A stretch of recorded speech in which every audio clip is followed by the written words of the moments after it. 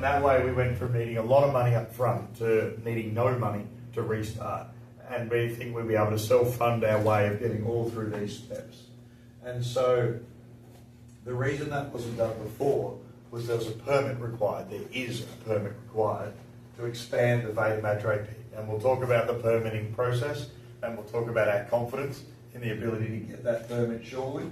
So the study that we put out last week changes the order. Cash flow from stockpiles, Veta Madre first, which has a 44.5 million capital spend, and then onto the Crestón pit.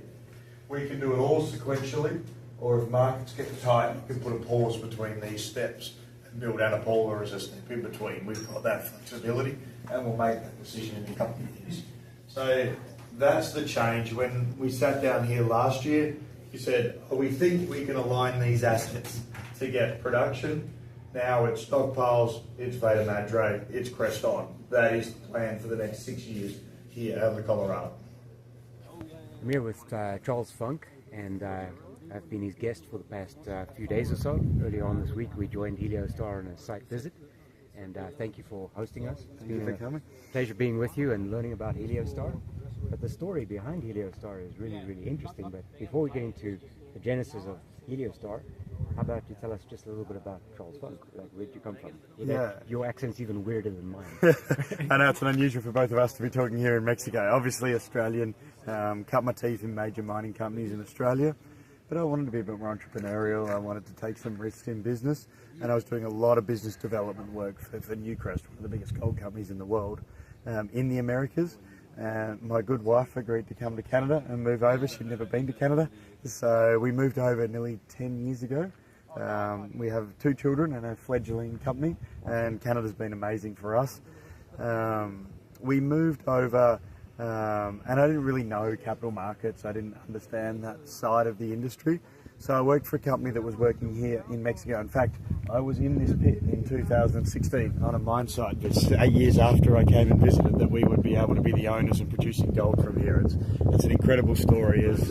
As we got to sort of know how to raise money in Canada capital markets, I decided that it was time to step out and take a risk. And I was working for Vizsla Silver, a name that some people would know, and we were lucky enough to make a discovery. It was life-changing for me personally, and it gave us enough people knew of us. We made some people some money, and we were allowed to go and sort of take our shot, which was to build a producer.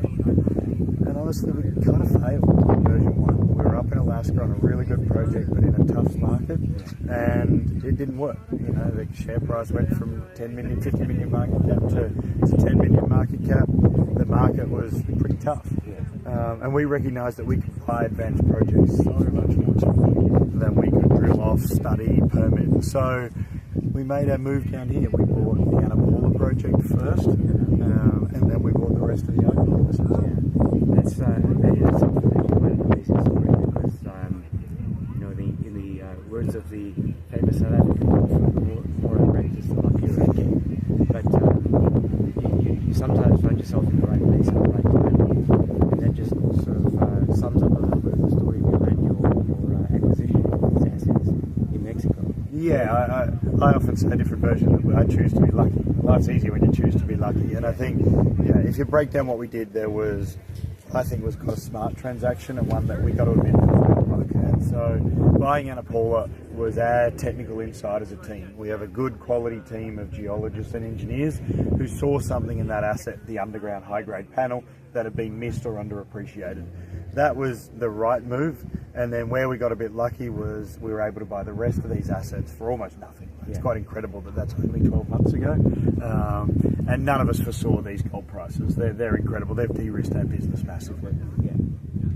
Someone famously said to me just a few weeks ago, the gold prices are making us sometimes look smarter than what we are. I think that happened to be you when we were in Denver. I think you got to acknowledge, we knew it was the right time to be buying assets, and I'd like to believe we've made every post a winner, but you got to acknowledge when the wind's from your sails, and it certainly is.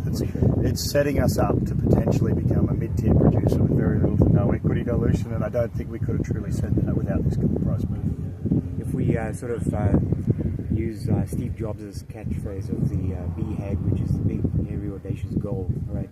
What's the sort of investment thesis for even retail investors to get behind Heliostar and support you? Yeah, so our big goal was to be a 500,000 ounce a year producer by the end of the decade.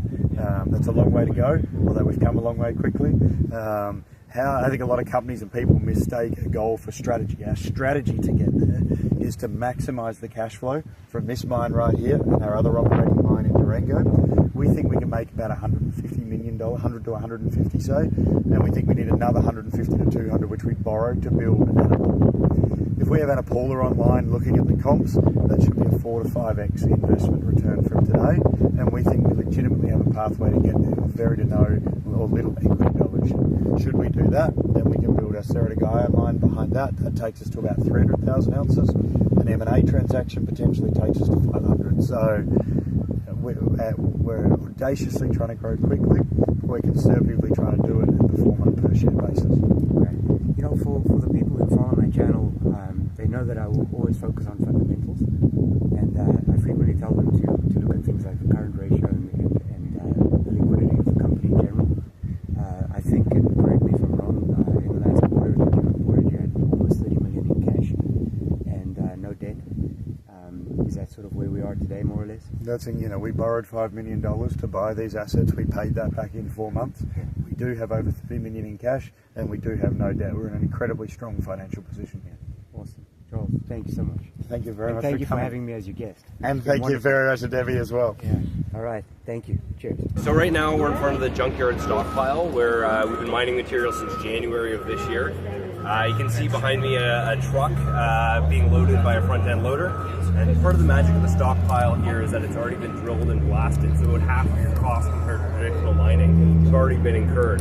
These guys are literally just scooping it up out of the ground, putting it in the truck, hauling it over to our crushing circuit, and then it goes on the leach pad from there. So we've been producing gold this way since January this year, and this will continue from stockpiles into 2026 before we move into primary mining activities sometime next year.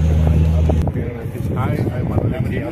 Soy Manuel Encina. Soy el gerente general de La Colorada. En esta mina lo que hacemos es producir oro a través del sistema de lixiviación en pilas, y acá podemos ver, tenemos una planta de beneficios, tenemos una refinería, aquí producimos oro y plata, hacemos barras de cobre de doré que contienen principalmente plata, pero también contienen oro, que es el mineral que viene de los tajos que podemos ver en la parte posterior.